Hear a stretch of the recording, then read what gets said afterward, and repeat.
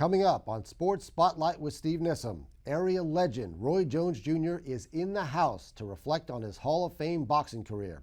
Plus, a father-son combo producing magic for Booker T. Washington soccer, the mighty impressive power and tenacity of a weightlifter from Navarre, and a perfect stroll down Alumni Avenue with a Pace softball phenom.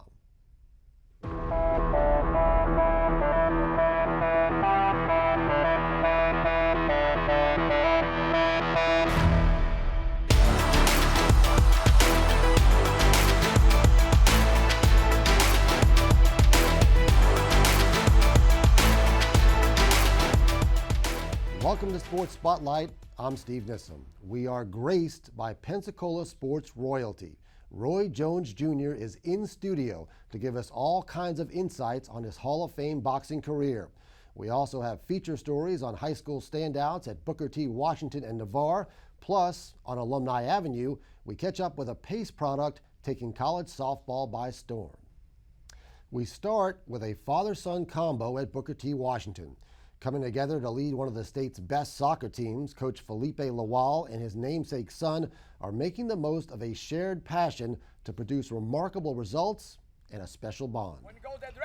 Felipe Lawall grew up in Brazil, where soccer is a way of life. I live, breathe soccer, my whole entire childhood. If I wasn't going to school, I was playing soccer on the streets with my friends or, for the teams that I grew up playing. He came to America to play collegiately, eventually landing at the University of West Florida.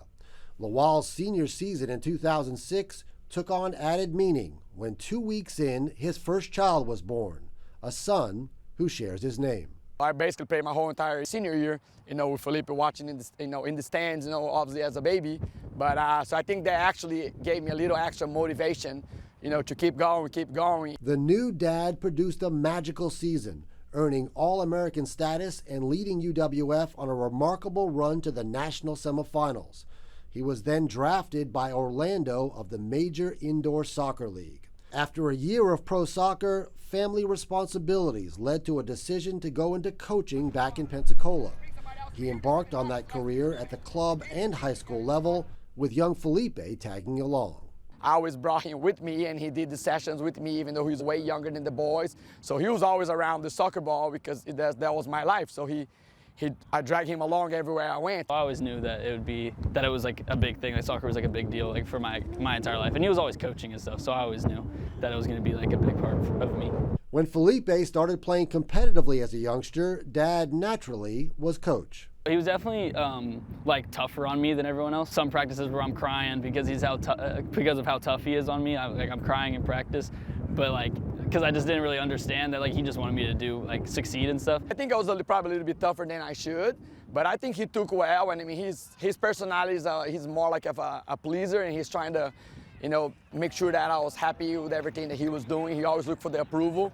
So I think his personality matched how, my approach of coaching. I think it definitely helped me way more than if he wasn't tough on me, because it made me better as a player. It made me more toughened up. He eventually joined Dad's program at Washington High School, but coming in as a freshman, while his soccer knowledge and skills were strong, young Felipe's conditioning was not. I saw all my other freshman friends getting minutes on varsity, and I was on varsity, but I didn't play as much.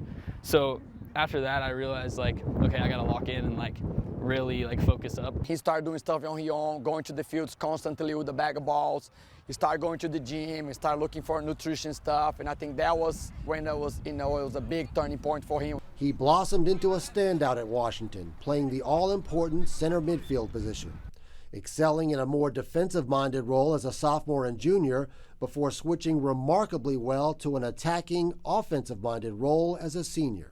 Playing every role in the midfield helped me realize how to do everything, and it was perfect. That's kind of where I landed in the middle, and I definitely do take a lot of pride in that, knowing that I need to be a complete player. Because he's so fit, he can run all day long, so he go back defensively, and when he gets in the attacking third, he create goals and he create all the opportunities, and his soccer IQ grew a lot.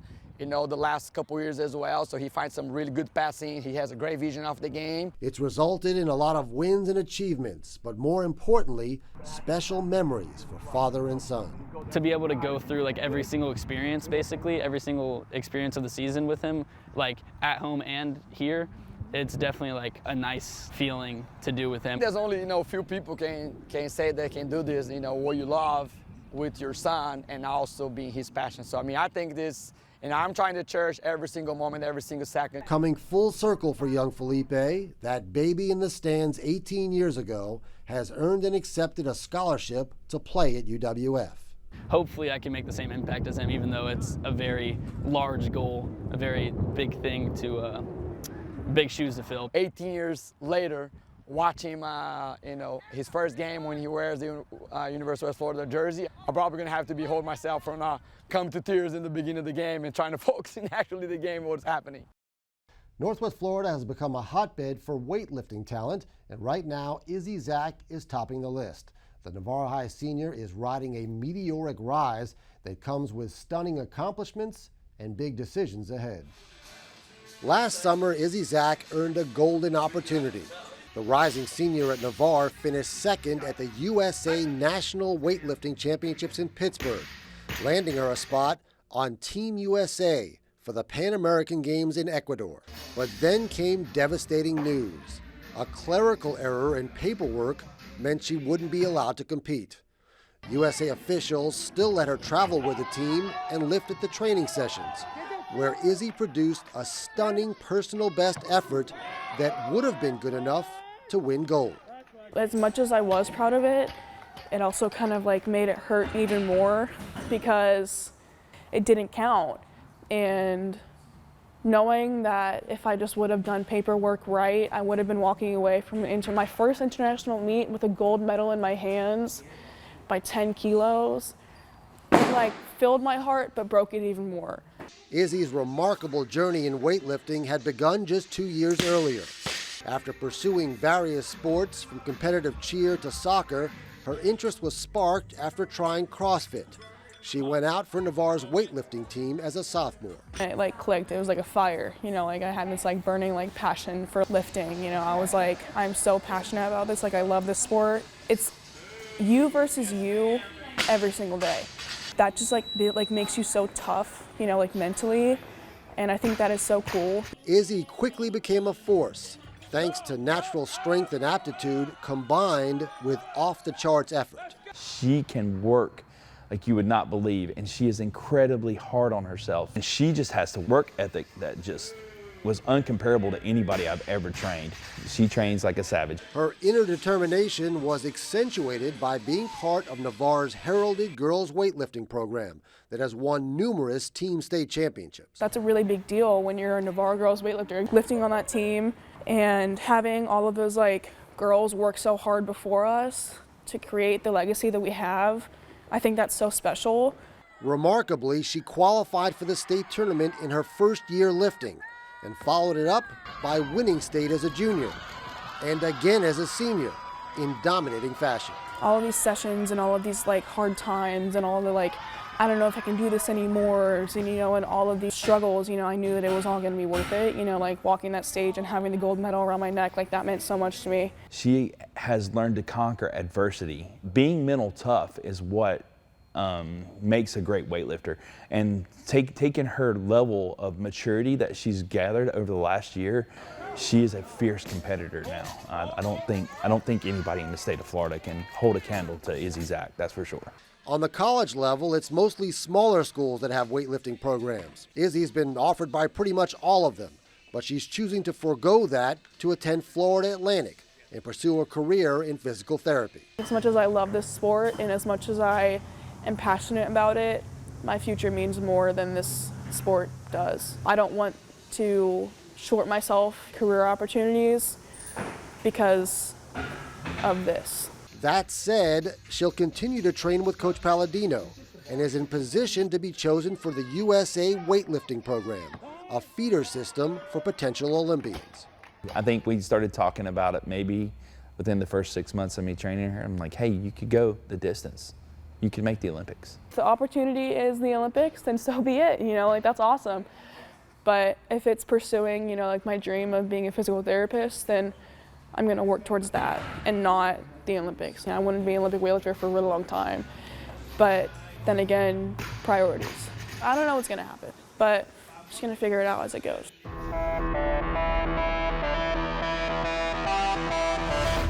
We stroll down Alumni Avenue with Pace's Jaden Heavner. An otherworldly high school career culminated last year with a dominant performance in the Patriots state championship game win, and Heavner being named the top softball player in the entire state. Also considered the best college prospect in the country, Heavner signed with national power LSU. But even with those credentials, surely there would be some adjustment to big-time college softball. Jaden Heavner took the mound for LSU's season opener against Charlotte and produced one of the most memorable debuts in college softball history. The true freshman threw a perfect game. 6 innings with no one reaching base, and she struck out 13 of the 18 batters she faced.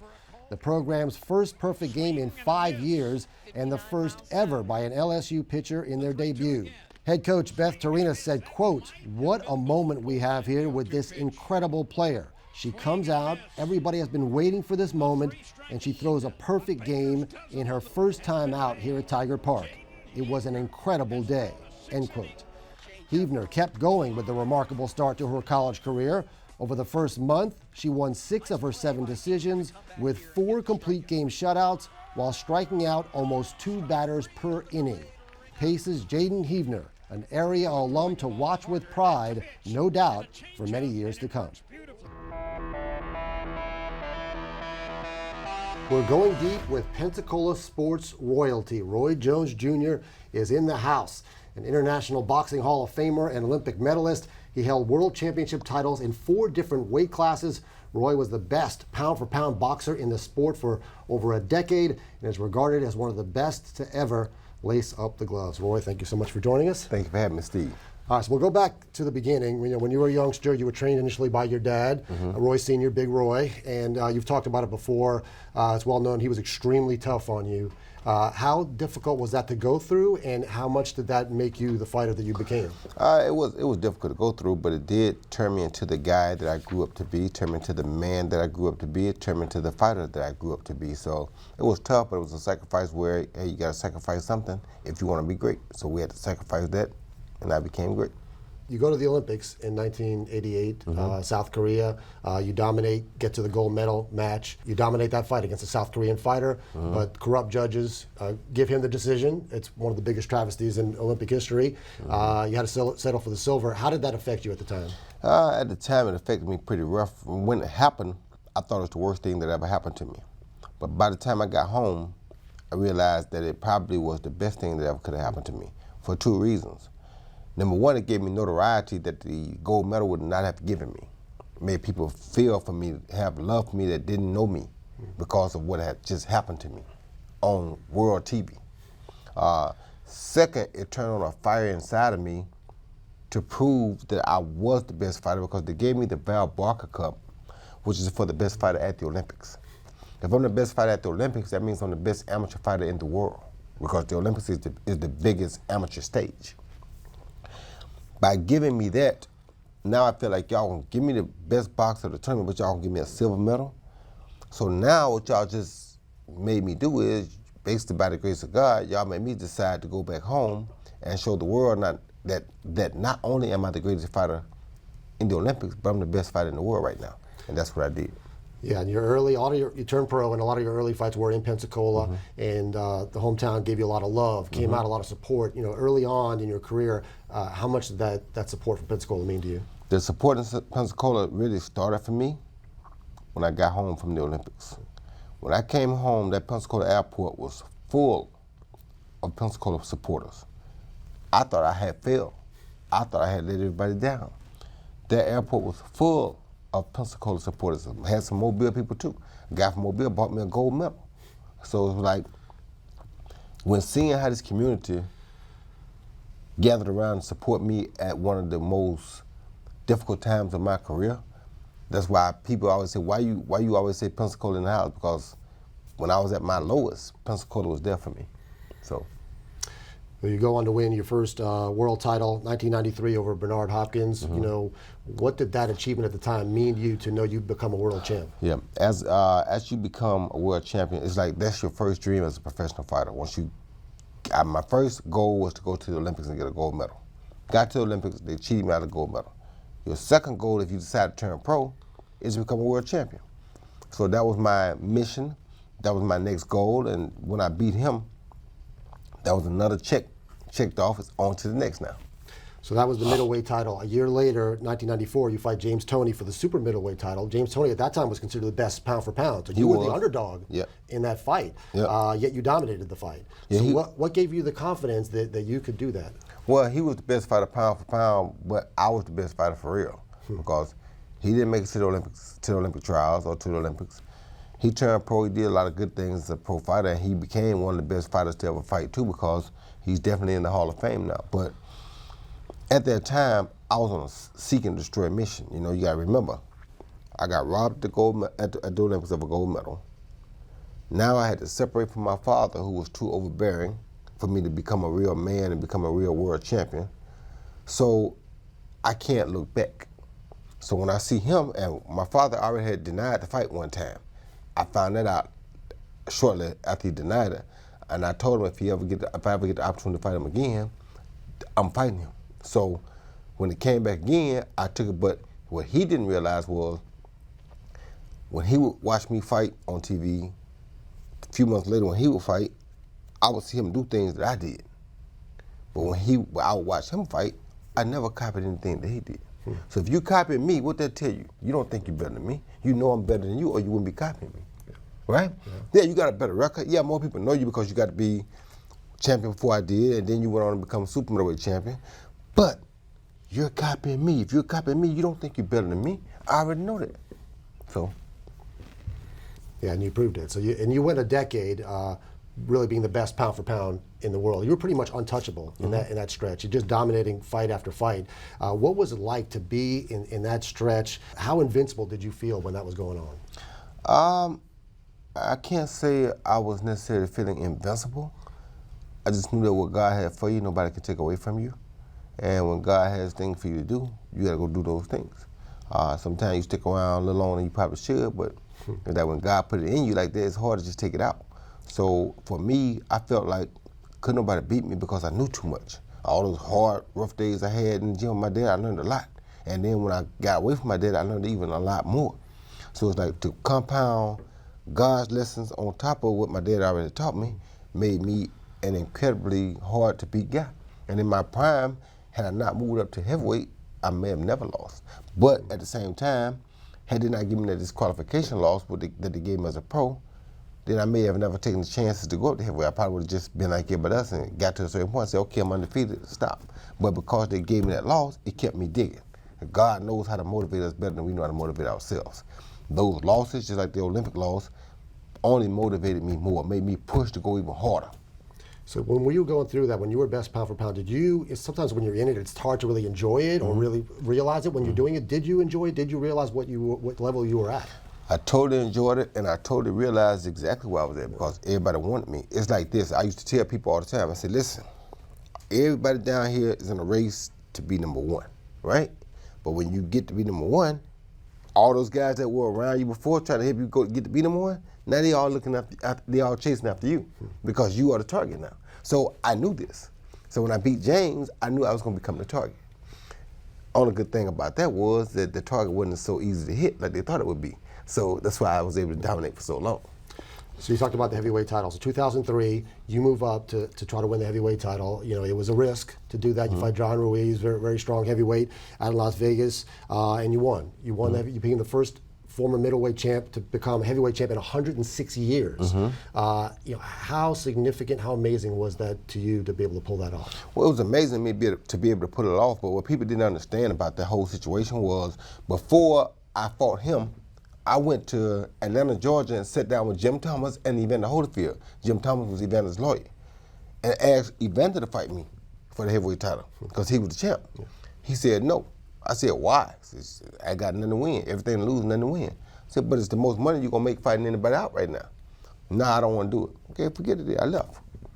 When I left, I went ahead to get ready to fight Clinton Woods. John Ruiz beat Evander Holyfield. And John Ruiz said, I'll fight Roy Jones. I said, you'll do what? You understand me? So what God has for you, can't nobody stop. And it's like I wasn't trying to pick who I fought. I wanted whoever, well, Evander was a smaller heavyweight, so of course I wanted him first. But when John beat him, I said, well, I got to take whoever there. So if he said he'll fight me, let's go. And that's what happened. So what was so unique about you? Obviously, 106 years without someone doing this. What was so unique about you that you could do this? Only the grace of God made me do it, but I know when God did certain things to me in my career, he was doing things to push me harder, you know? So I remember sitting at home one day, and I saw Bernard Hopkins break the record for the most middleweight defenses of all time. But that's one weight, but it's like, I couldn't do that. I was growing too much, you understand me? I can't stay at middleweight. So, but what can I do to make history? The only thing I can do to make history is do what can't nobody else do. Ain't nobody did it in 106 years. Why? Because that's very difficult to do. And even with today's age and time, it's gonna be another 206 years before they do it again. So for me to see that challenge that, hey, it's been over 106 years since a person won the middleweight, light heavyweight, and heavyweight belt. If anybody can do it, who you think it might be? Right. So when the opportunity came about, actually I had a dream about it first. After I had that dream, I woke up the next day and arranged to go see Evander Holyfield because I wanted to put that dream into action. He said no, but John said yes, and that's what it was. So you make history. After that, you had some potential to maybe fight more heavyweight. You ended up going back down to light heavyweight, and the toll on your body, took a toll, and you ended up having your first loss to Antonio Tarver in 2004. How devastating was that? Your first real loss. How devastating was that to you? It was devastating because I did realize that it's like I told you before, my life has always been about sacrifice. You understand me? That's why whether you're Christian, whether you're Muslim, whether you're Jew, whatever, you have to believe, it's hard not to believe the God story about how Jesus sacrificed. You understand me? Because sacrifice happens along your whole life in a lot of different ways. So I realized that to go up and do something that nobody ever did, you probably want to sacrifice something, which is probably my body. But before I let that take me over, by the grace of God, I still had the willpower to go in and beat Tarver the first time to regain the light heavyweight title again, like I thought Fitzsimmons had did. That's not what Fitzsimmons did, what I found out down the line. He won the middleweight title, he won the heavyweight title, then he won the light heavyweight title. So I thought he won middleweight, light heavyweight, heavyweight, and recaptured the light heavyweight. So I was trying to do what I thought he had done. He didn't do that, but I did it anyway because I thought that's what happened. So the first time I came back down, I beat Tarver. Then after that, it's like I said, my body was taking a toll on me because 25 pounds of muscle. At 34 years old, I put on 25 pounds of muscle at 35 years old. Then I took the 25 pounds of muscle off at 35 years old. That was pretty tough on me, so. But they found out what kind of heart I had because in that first Tarver fight, I had no energy. I had no nothing. I won that fight off one thing, or two things. My faith in God and that right there. That's it. I remember that. But then after that, age took a little bit of a toll on you, and things that took hold. You had a stretch there where you maybe past your prime, kept fighting, and you had some fights where they were tough fights. You took some punishment.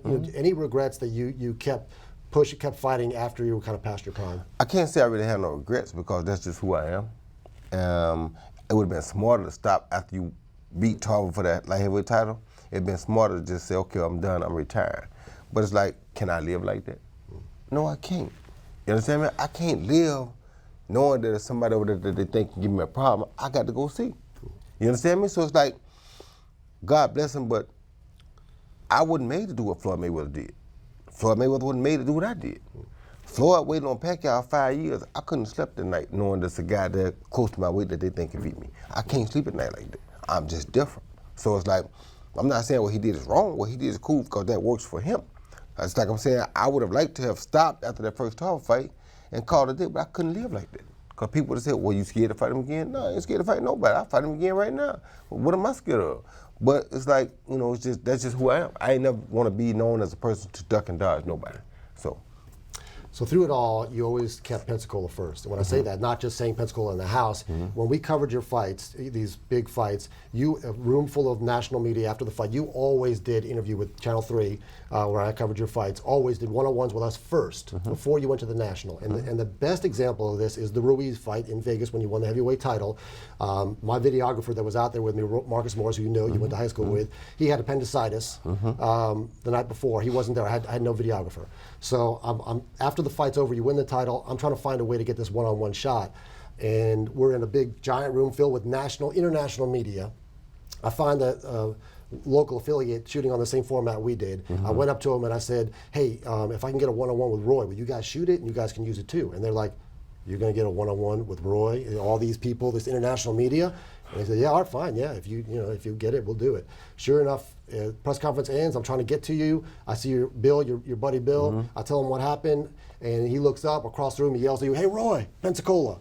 Boom. You came through a sea of people Right away. and did the interview. Right away. So and that has nothing to do with me. That's because of your loyalty to Pensacola. Yeah, exactly. Why have you always been so loyal to Pensacola? Because like I tell you, when I came from the Olympics, I was really, really down. Who was there to catch my back and catch my feet and make sure I stayed above the ground? Pensacola was. I didn't know all those people gonna be at the airport when I got there. When I got there, the airport was flooded with people. I couldn't even walk through the elevator, through the airport. They basically had to carry me through the airport to get to the car outside. That's how many people were there. That was like a time of need. And they say a friend in need is a friend indeed. I definitely needed a friend. Pensacola became my friend that night. All right. Do you now that you're retired from fighting, do you miss the big stage? Are you at peace with it? No, I don't miss the big stage. I'm always at peace with it. But you got to remember that same dog that's inside of me that used to love that big stage. That dog don't go nowhere. So if the opportunity came, that dog gonna bite. All right. Well, we'll look out for that. Roy, thank you so much for your time. Thank you for Appreciate having me. Thank you. All right. That's a wrap on another edition of Sports Spotlight. But there are so many more stories to tell. Until next time, thanks for watching.